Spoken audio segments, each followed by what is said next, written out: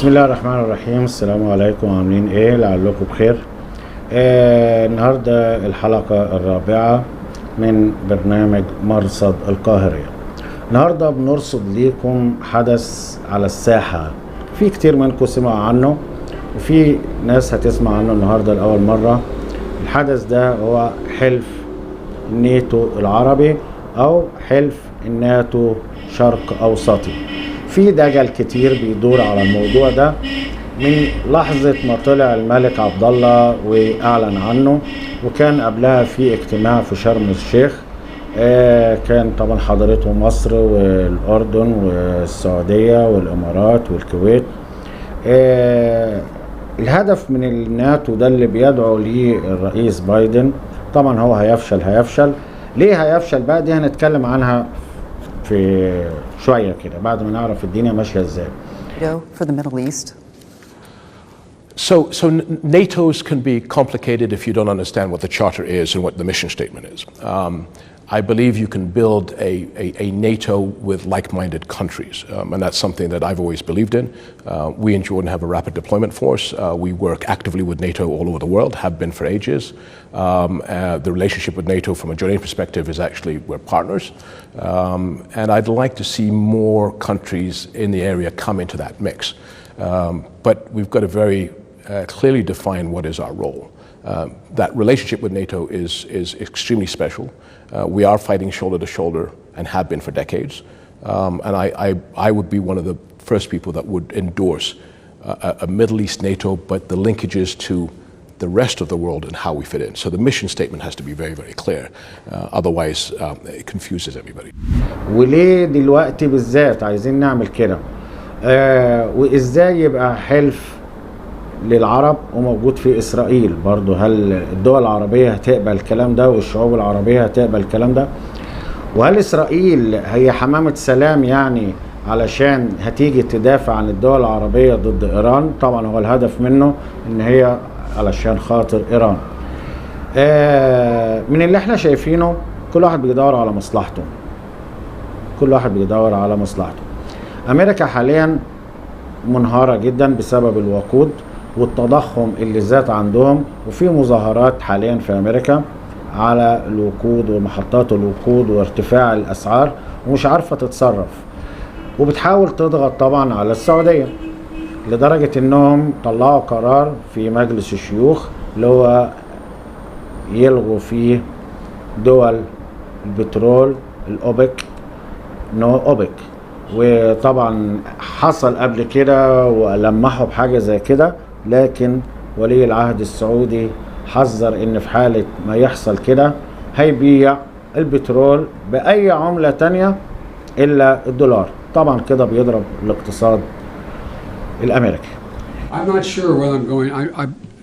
I have no direct plans at the moment, but let me tell you that I have been engaged in trying to work with how we can bring more stability and peace in the Middle East. And there is a possibility that I would be going to meet with both the Israelis and some Arab countries at the time, including, I expect, would be Saudi Arabia would be included in that if I did go. But I have no direct plans at the moment. Is the Hindu still a pariah in your eyes? Look, I'm not going to change my view on human rights, but as President of the United States, my job is to bring peace if I can. And that's what I'm going to try to do. Mr. President, would you be open to meeting with the Crown Prince Mohammed bin Salman if you do end up going to Saudi Arabia? Look, we're getting way ahead of ourselves here. What I want to do is see to it that we diminish the likelihood that there's a continuation of some of the senseless wars between Israel and the Arab nations. And that's what I'm focused on. بايدن جاي في منتصف الشهر الجاي وهيجتمع مع بعض زعماء دول الخليج والدول العربية، وهنا بقى بدأ الكلام عن حلف الناتو العربي أو حلف الناتو شرق أوسطي، وده عليها زي ما قلنا الملك عبد الله. لكن تعالوا مع بعض نشوف، هي دي أول مرة يتم الدعوة فيها لتحالف عربي ويفشل؟ لا، حصل كتير. طيب هنفترض دلوقتي انه اتعمل، مين بقى اللي هيتزعم المنطقة؟ وازاي اسرائيل هي اللي هتدافع عن الدول العربية. بعض المحللين اكدوا، مش بعضهم ده معظمهم، اكدوا بانه فشل الناتو العربي هيفشل من خلال كل التحالفات اللي تم دعوتها قبل كده في الدول العربية كلها فشلت. لكن امريكا هي المتزعمة المرة دي، وامريكا بتعمل لمصلحتها لسببين. السبب الاولاني عايزة البترول بتاع دول الخليج. السبب الثاني علشان خاطر تضمن لإسرائيل انها تطبع علاقات مع السعودية، واعتقد ان السعودية رافضة القصة دي. في المقابل هيبقى في تحالف، التحالف ده الهدف منه ان هو يقف كله في وش ايران. لكن السؤال، هل امريكا واسرائيل محتاجة للدول العربية علشان تعمل التحالف ده علشان تقف في وش تهديدات ايران؟ هو ده السبب يعني؟ هو ده السبب؟ لا، ما اعتقدش. خاصة ان ايران في مباحثات بتتم حاليا عن طريق العراق، وايران كل الهدف بتاعها هي عايزة، هي عارفة هدفها بالظبط، وهي خلاص فاضل لها خطوات وتفعل القنابل النووية عندها. نروح تاني لإسرائيل. هي إسرائيل حمامة سلام؟ هي إسرائيل أساسا كانت ادت الفلسطينيين حقهم وحدودهم علشان تيجي تدافع عن الدول العربية؟ وهل الشعوب العربية زي ما قلنا هتقبل ان اسرائيل هي اللي هتدافع عننا؟ يا جماعة بالعقل، اسرائيل هي اللي هتدافع عن العرب؟ هو في اي فساد بيتم في المنطقة العربية ما فيهوش اسرائيل؟ القصة غير كده خالص. القصة زي ما قلنا من البداية، امريكا بتدور على اي شيء ينقذها من الورطة اللي هي موجودة فيها بتاعة البترول، وطبعا ده كله عايزاه من دول الخليج العربي.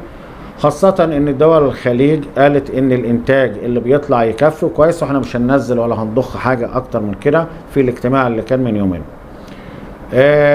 في المقابل ايه تاني يا ترى عايزاه امريكا؟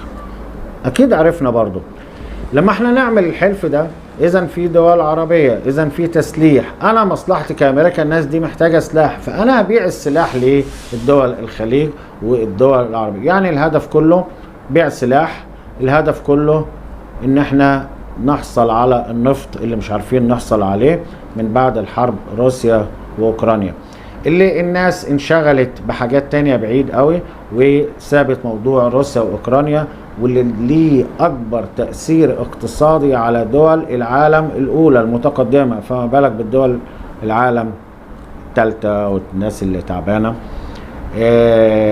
هنشوف الايام اللي جاية فيها ايه، وهنقول مع بعض من خلال قراءة التاريخ مفيش حلف عربي اتعمل وتم. لا، والألذ في الموضوع ان الملك عبد الله ملك الاردن هو اللي بيدعو لذلك.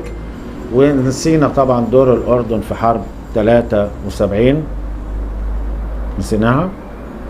لا، في ناس فاكراها. وغير الاردن، طب ما بدال القصة اللي احنا هنعملها دي برعاية امريكية، ما احنا عندنا جامعة الدول العربية وعندنا تحالف دول عربية، ولو قلنا كمان في الدول الإسلامية، في كتير. ولكن من امتى التحالفات بتاعتنا بتتحد؟ كل الاتحادات اللي حصلت قبل كده كلها للأسف باءت بالإيه؟ بالفشل.